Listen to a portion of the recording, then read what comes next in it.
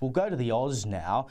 PM backs transgender sport limits is the headline. Scott Morrison has backed a ban on transgender people competing in female sports and warned the education curriculum risked being sold out to a left-wing agenda, quote unquote. The Prime Minister used a blitz of radio and television interviews on Monday to endorse the push from Liberal Warringah candidate Katherine Deves to ban transgender women from competing in female sports. Now, in the grand scheme of things, there probably aren't that many people or women or men or whatever they might be competing in women's sport to make it a major threat.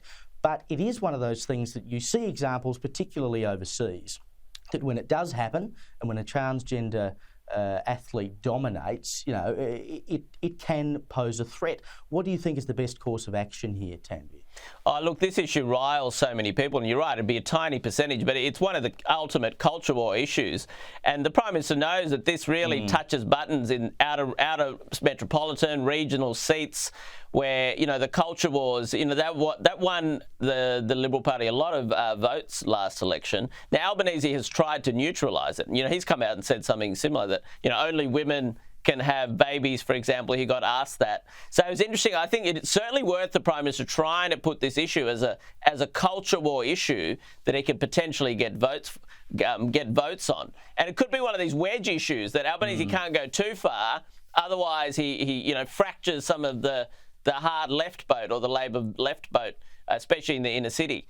So, and there's two candidates the Liberal Party have who run. This is their key issue. Katherine Deves, as you're saying, running Warringah, and there's also the Senator Chelsea. I've forgotten her surname. Candler, I think. I've forgotten the surname. But so there's two candidates.